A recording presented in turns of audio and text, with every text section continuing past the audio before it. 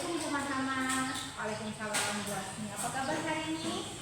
Alhamdulillah kabar baik, tapi agak sedikit galau. Waduh, ya. Namanya ada masalah apa Ibu? Kalau saya perhatikan akhir-akhir ini Ibu memang agak terlihat kurang semangat. Apakah berhubungan dengan proses pembelajaran Ibu? Itu dia Bu. Saya mau minta pendapat Ibu Mahama tentang proses pembelajaran yang saya lakukan. Oke. Jadi pembicaraan kita cukup serius Bu ya hari ini. Jadi Ibu berharap melalui percakapan ini ada perubahan pada proses pembelajaran yang Ibu lakukan di kelas. Iya Bu. Oke, Ibu, mungkin Ibu bisa cerita terlebih dahulu bagaimana kegalauan Ibu tentang proses pembelajaran yang Ibu lakukan. Saya merasa pembelajaran saya itu monoton, jadi murid-murid cenderung lebih pasif dalam pembelajaran yang saya lakukan dan sering bolos di jam-jam mengajar yang memang jam-jam rawan. Jam rawan ya. Berarti jam-jam siang Bu ya? Iya. Oke, sekali. Jadi Ibu merasa penyebab murid-murid Ibu pasif dalam proses pembelajaran itu apakah karena metode pembelajaran yang Ibu lakukan atau karena apa Ibu? Iya, saya merasa harus memperbaiki proses pembelajaran, terutama di metode pembelajaran dengan memvariasikannya. Oke. Ya bisa jadi Bu karena murid sekarang masih beradaptasi dengan suasana baru. Ini kan sekarang 5 hari kerja, otomatis lebih lama waktunya Bu ya.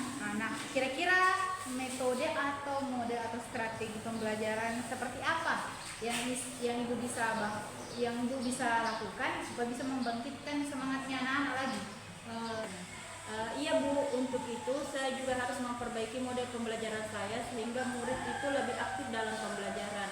Saya lihat antusias murid itu lebih aktif ketika belajar di laboratorium daripada di kelasnya. Kira-kira menurut Ibu mereka senang belajar di laboratorium itu kenapa ya? Bisa jadi karena dia senang belajar di laboratorium karena bisa melihat alat-alat atau bahan-bahan yang tersedia di lab. Nah, kira-kira model atau metode pembelajaran yang seperti apa yang akan Ibu lakukan yang melibatkan alat-alat laboratorium atau apa saja yang ada di laboratorium? Kira-kira mau dilakukan seperti apa? Selama ini saya hanya menggunakan lab MIP itu untuk belajar, tetapi jarang saya melakukan praktikum karena saya berpikir kegiatan praktikum itu butuh waktu. Oh, bagaimana reaksinya murid ketika dia melakukan praktikum ini? Pastinya mereka antusias ya, tapi seperti yang saya harus sering-sering menerapkan proses praktikum ini dalam pembelajaran, tapi saya harus mengatur waktu dengan baik ya, agar kegiatan praktikum berjalan dengan maksimal. Ide yang sangat bagus Ibu ya untuk penerapannya. Nah, ketika saya mendengar cerita Ibu ini, sepertinya Ibu murid itu tuh senang melakukan kegiatan belajar di laboratorium untuk melihat hal-hal yang baru seperti itu. Dan itu tentu bisa jadi dasar dalam penyusunan rencana pembelajaran Ibu ke depan ini. Iya Ibu, saya akan mencoba memperbaiki pembelajaran atau metode yang saya lakukan dengan memiliki materi praktikum bisa saya lakukan di laboratorium atau hanya sekadar melihat kegiatan praktikum melalui video jika praktikumnya tidak memungkinkan untuk dilaksanakan. Jadi nanti Bu, ketika saya melakukan supervisi di kelas, berarti Ibu sedang melakukan praktikum ya di kelas ya? Iya Bu. Wah, saya sepertinya melihat Ibu ini semangatnya sudah kembali lagi, sudah ada metode pembelajaran yang diperoleh. Semoga Ibu lebih semangat lagi dalam proses pembelajarannya.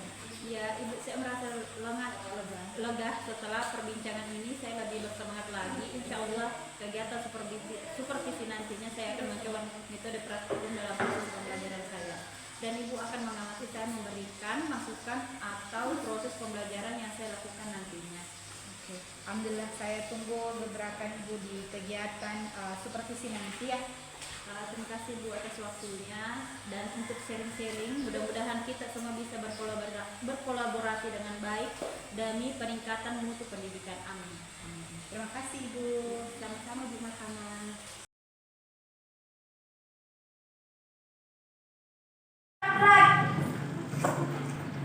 Bersama kepada Ibu Guru.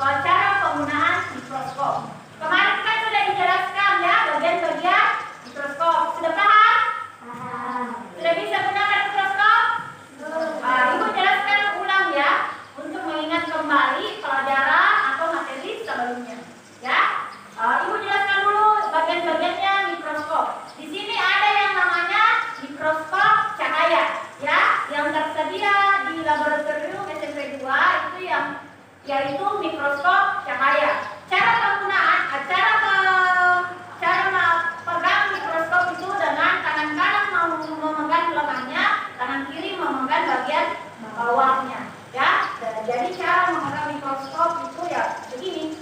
Ya, paham gini. Kemudian kita masuk ke bagian-bagian mikroskop. Yang pertama ada yang namanya lensa okuler. Ya, ini ada perbesaran 5 kali, 10 kali dan 12. Ya, semakin banyak perbesarannya, semakin besar atau semakin jelas sedimen atau preparat yang akan kita lihat atau yang akan kita amati. Kemudian ada yang namanya tabung mikroskop. Nah, ini menyalurkan cahaya atau menyalurkan amatan yang diamati ke lensa, ya, lensa okuler. Kemudian ada yang namanya lensa objektif. Ini lensa objektif ini untuk lebih memperjelas lagi gambar atau benda atau tanaman yang akan kita lihat, ya. Paham? Kemudian ada dua pemutar. Ada pemutar kasar, pemutar halus. Pemutar kasar untuk menaik turunkan ini tabung. Ya, begini. Menaik turunkan lensa yang akan untuk lebih memperjelas, ya. Kemudian ada yang namanya pemutar halus. Ini kasar, ini halus. Nah, biasa kalau kita gunakan kamera tuh dipencet bagian tengahnya untuk lebih jelas, ya, untuk lebih fokus. Begitu juga fungsinya ini. Pemutar halus untuk lebih fokus apa yang akan kita amati. Kemudian lanjut lagi di bagian tengahnya. Ada yang namanya penjepit. Ya, nanti digunakan ini penjepit kalau amatan yang kita mau amati itu sudah terlihat, ya, biar tidak goyang-goyang nih dijepit nih. Kalau didapat nih, kalau belum didapat ya digoyang-goyangkan lagi yang preparatnya. Paham? Kemudian ada yang namanya diafragma atau mejanya. Kemudian ada di sini, ada lubang di sini, lubang diafragma ini ada 5 lubangnya. Yang sering kita pakai disesuaikan dengan cahaya yang mau masuk. Kalau banyak cahaya pakai lubang yang besar. Kalau sedikit di cahaya mau kita ambil pakai lubang yang kecil. Paham sampai sini? Kemudian ada cermin ini. Gunanya cermin untuk pemantulan cahaya. Misalnya ada cahaya dari sini, kita goyangkan biar masuk cahayanya di lubang sini. Paham? Jadi kalau mau digunakan mikroskop, digoyangkan begini. Cari cahayanya menggunakan cermin, kemudian lihat preparatnya. Kasih turun nih ke pemutar kasar ke depan untuk melihat awetannya, untuk lebih fokus pakai pemutar halus. Untuk mendorong ke atas diputar ke belakang, untuk mendorong ke bawah diputar ke depan. Paham? Oke, perwakilan kelompok masing-masing ambil 1 mikroskop.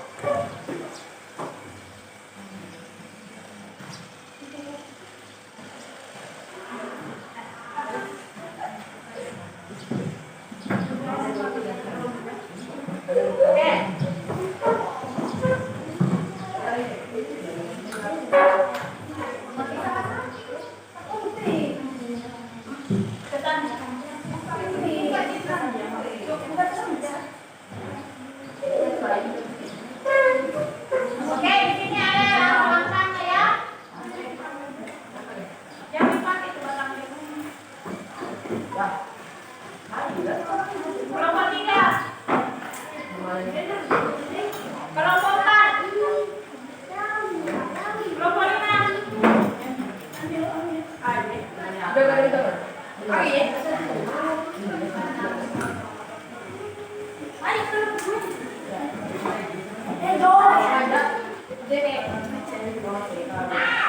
Oke, yang kita gunakan terlebih dahulu ada paku paman, tidak begitu cepat tapi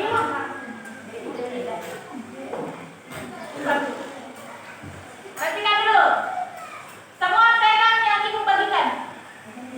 Semua pegang yang ibu bagikan.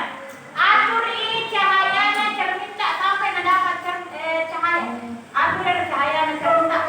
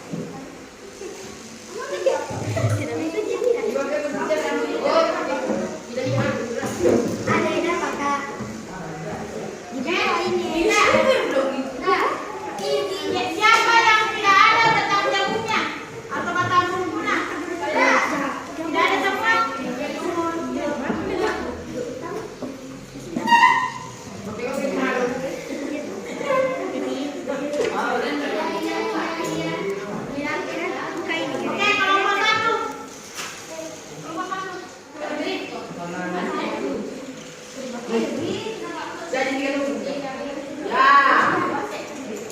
Sile.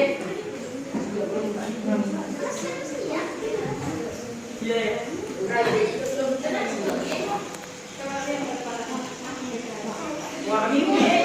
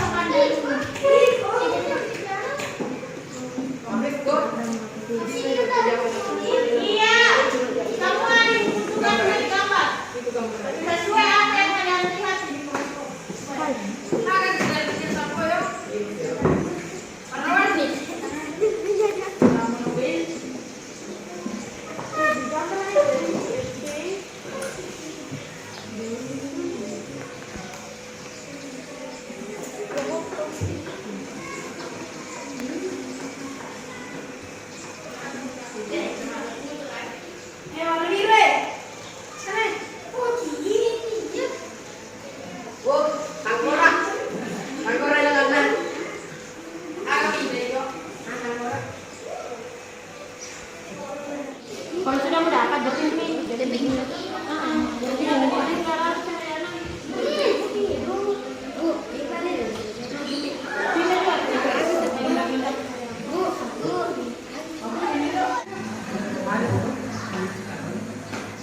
Sudah, kemudian menggambar ganti lagi.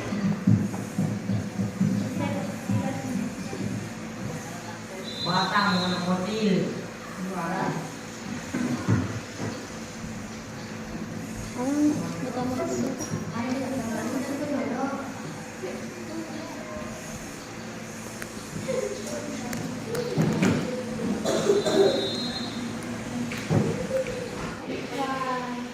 Pengalaman saya belajar di rumah ini, belajar menggunakan mikroskop itu sangatlah menarik. Kita bisa belajar menggunakan benda tersebut dan melakukan penelitian tentang batang monokotil dan daun pandan ungu. Setidaknya kita dapat pengalaman yang sangat menarik dan seru di pelajaran kita ini. Oke, tepuk tangan dulu.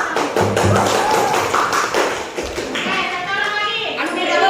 Sangat menyenangkan karena pelajaran ini kita menggunakan mikroskop dan kita juga dapat menggambar batang monokotil dan daun pandan ungu. Oke, tepuk tangan dulu.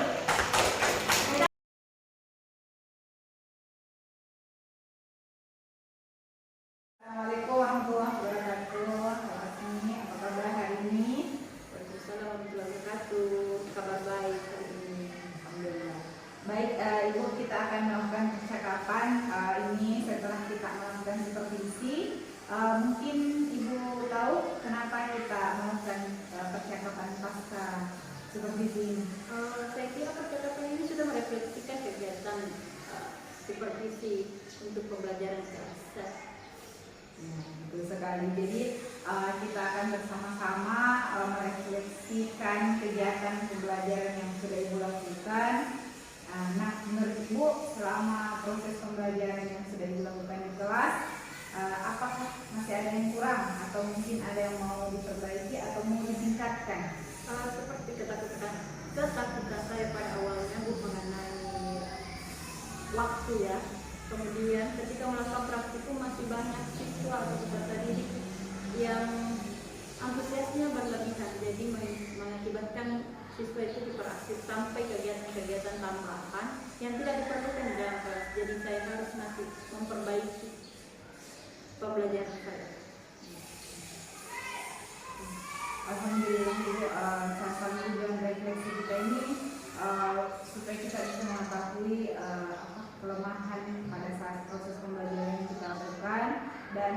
memperbaikinya, bukan untuk menjudge kegiatan itu, tapi untuk memperbaiki. Saya sangat mengapresiasi refleksi yang Ibu lakukan. Yang benar untuk proses praktikum itu tantangan utamanya adalah efisiensi waktu. Ya, seperti itu. Nah, untuk murid yang hiperaktif, saya melihat Ibu itu sudah mencoba memberikan tugas tambahan ke dia supaya bisa meredam keisengannya. Itu saya rasa langkah yang sangat bagus yang Ibu sudah lakukan. Mungkin masih ada yang Ibu ingin tingkatkan ke depannya? Ya, saya mau meningkatkan ya dengan cara mencari berbagi literatur dalam metode demonstrasi, terutama dalam proses praktikum. Jadi murid hanya mengamati atau memperhatikan kita ketika kita mendemonstrasikan, ya, dan dilakukan tentunya kan bentuk variasi dalam pembelajaran. Saya kira itu inovasi yang sangat bagus Ibu, karena Ibu sudah punya plan B atau plan lain tentang jenis praktikum lain yang ingin Ibu lakukan, yaitu dengan metode demonstrasi, ya. Jadi hanya memperlihatkan debat, memperlihatkan, ya, saya kira itu sangat bagus. Adapun untuk masukan saya untuk setelah melihat supervisi proses pembelajaran yang Ibu lakukan, itu mungkin nantinya bisa variasi memberikan ke anak-anak pembelajaran sebelumnya. Jadi diberikan materi sebelumnya dan divariasikan, apakah dalam bentuk video, kemudian ataukah dalam bentuk tulisan, ataukah dalam bentuk audio, supaya mereka pelajari dulu materinya sebelum masuk ke kegiatan praktikum. Terima kasih atas masukannya dan motivasi untuk perubahan yang saya rencana untuk lakukan. Mudah-mudahan kita semua bisa berkolaborasi untuk pembelajaran selanjutnya guna meningkatkan mutu pendidikan. Terima kasih banyak Ibu untuk kesempatannya untuk kegiatan seperti ini. Saya berharap kedepannya kita selalu bekerja sama, saling memberikan motivasi dan juga masukan.